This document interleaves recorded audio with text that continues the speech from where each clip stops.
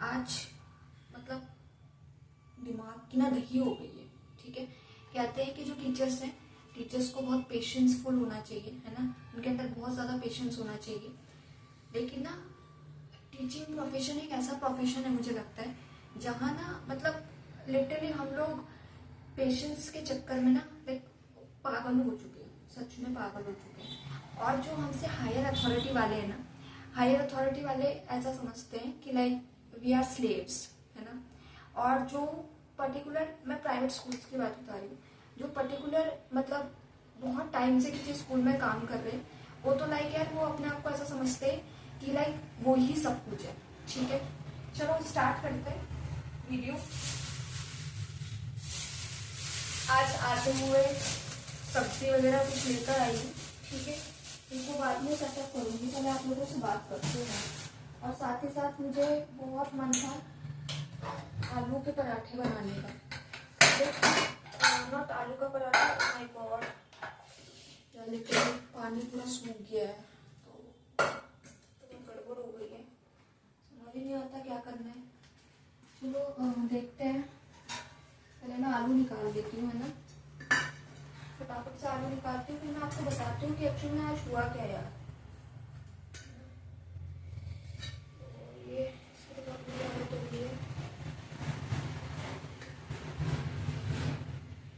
फटाफट से पानी में रख देती हूँ ना, सो दैट ये सही हो जाए। ठीक है, तो मैं बताती हूँ कि आज हुआ क्या।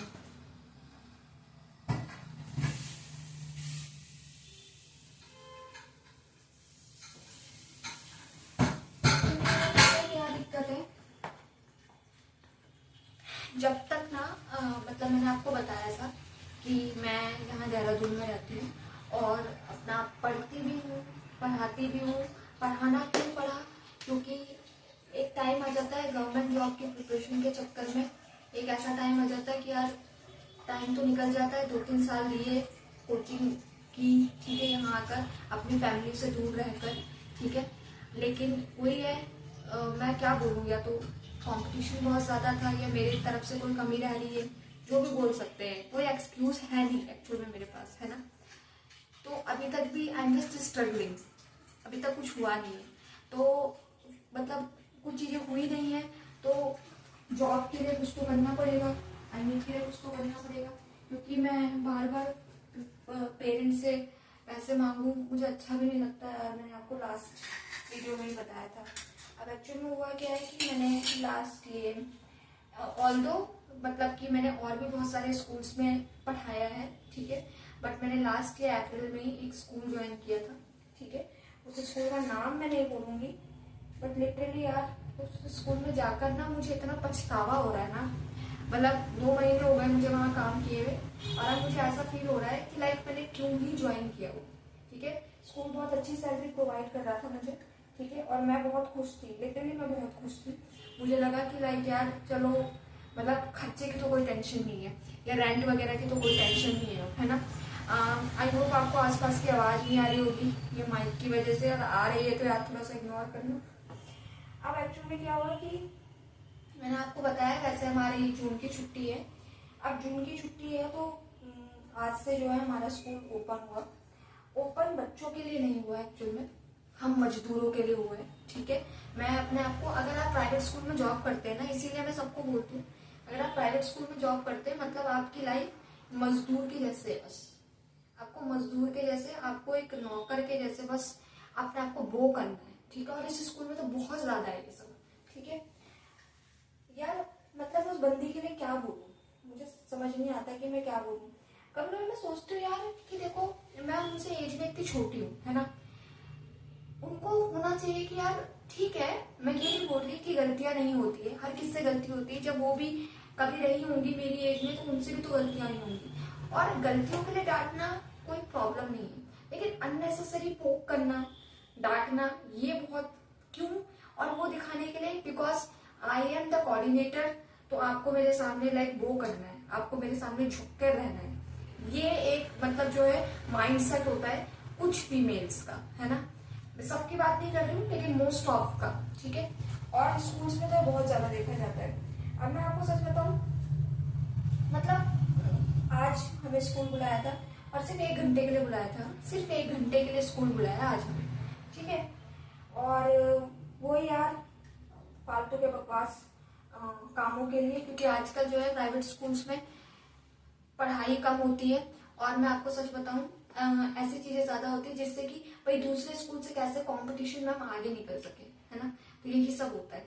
बट वही है, जॉब चाहिए, गवर्नमेंट जॉब लग रही नहीं है तो प्राइवेट में कहीं ना कहीं तो करना ही पड़ेगा, एक्सपीरियंस तो चाहिए, है ना भाई। जब ना मतलब तुम ये सोचो कि मैंने इतने लेवल, मतलब इंटरव्यू के इतने लेवल क्रॉस किए, तब जाकर मैं तो स्कूल में लगी, ठीक है। सैलरी भले वो मुझे कोई 50-60 हजार नहीं दे रहे, ठीक है, लेकिन उसके बाद ही मैंने 3 से 4 लेवल ऑफ इंटरव्यूज क्रॉस किए थे और तब जाकर मैं डैम हूँ, ठीक है। जो भी टीचर होगा मेरी टीचिंग लाइफ को वो अच्छे से रिलेट कर पा रहा होगा, ठीक है। उसके बाद एचआर ने भी इंटरव्यू लिया, उसके बाद प्रिंसिपल ने इंटरव्यू लिया, डेमो हुआ, ठीक है, और लास्ट में कोऑर्डिनेटर जिसने इंटरव्यू लिया, ठीक है। भाई बंदी ना, सच बताऊं मैं, जब जिस दिन मेरा डे 1 था ना, जिस दिन उसने मेरा इंटरव्यू लिया था, इतनी sweet, she so sweet, so sweet, she was like कोई भी दिक्कत होगी तो मेरे पास आना, ठीक है, किसी के पास मत जाना, मैं हूँ, मेरे से ही सारी चीजें डिस्कस करना। और पहले ही लाइक मुझे अवेयर कर दिया कि बहुत सारे टीचर्स आपको बहुत कुछ बोलेंगी, आपको उसे इग्नोर करना है, क्योंकि यार ये जो टीचिंग वीचिंग प्रोफेशन है ना, यहाँ बहुत ज्यादा पॉलिटिक्स होती है ना, बहुत ही ज्यादा होती है, ठीक है। तो लाइक मैं इतना खुश, मैं सोचती थी यार चलो एटलीस्ट मतलब कोई ऐसी जगह मिल गई। और यार सबसे ज्यादा बुरा पता क्या लगता है, देखो फैमिली से दूर हूँ, है ना, मम्मी पापा को मैं बार बार हर चीज नहीं बता पाती हूँ कि यार मैम मम्मी ऐसी आज इशू हो गया, आज वैसा इशू हो गया, है ना। कम से कम उनके साथ चीजों को शेयर करती हूँ, है ना। अब चीजें क्या है कि ऐसा सब हुआ। अब भाई बंदी ने आज पता मुझे क्यों डांटा, आज मुझे स्पेशली कोऑर्डिनेटर ऑफिस बुलाया, सिर्फ क्या बात डांटने के लिए बुलाई, ठीक है, क्या डांटने के लिए उसने मुझे बुलाया कि क्या बोलते हैं, ईआरपी का आपका काम कंप्लीट नहीं है। ईआरपी एक पोर्टल आ गया नया, कुछ पता होगा, जिसमें कि स्टूडेंट्स की जो इन्फॉर्मेशन है वो हमें फीड करनी होती है, ठीक है।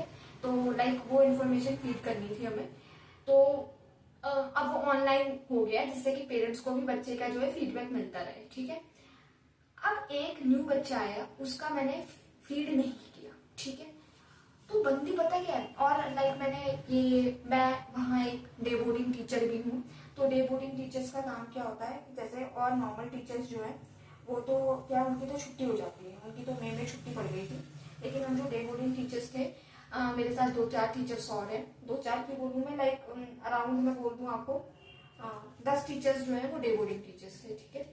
और स्टार्टिंग में लाइक यार उन्होंने मुझे बहुत लपेटा जब मेरा इंटरव्यू था, उन्होंने कहा डे बोर्डिंग बहुत अच्छी, मतलब बहुत अच्छा वो है, आप अगर डे बोर्डिंग भी ज्वाइन करेंगे तो सैलरी भी अच्छी मिलेगी, और साथ ही साथ जो है बिल्कुल भी बर्डन नहीं है, कुछ नहीं है, ब्ला ब्ला ब्ला, ऐसा सब करके उन्होंने मुझे फंसाया, ठीक है, सच बोलूंगा तो। लेकिन वही है यार, जब आप जंगल के अंदर घुस जाते हो ना, तब आपको पता चलता है कि असलियत क्या है ना। तो क्या हुआ कि मुझे नहीं पता था, मुझे इन्होंने बिल्कुल भी नहीं बताया था कि डे बोर्डिंग टीचर्स की जून की छुट्टियां नहीं पड़ती है, ठीक है। तो फिर भी चलो मैंने सोचा चलो छोड़ो यार, क्या ही इनसे बहस करेंगे। और मैं स्टार्टिंग जून में मतलब फर्स्ट वीक ऑफ जून मैं गई और मैंने अपनी लाइक स्टार्ट किया, जो भी है, मतलब मैंने क्लासेस ली। और जो क्लासेस ऐसा नहीं था कि बहुत ज्यादा 5-6 घंटे की थी क्लासेस, 2-2.5 घंटे की थी, लेकिन जाना था, ठीक है।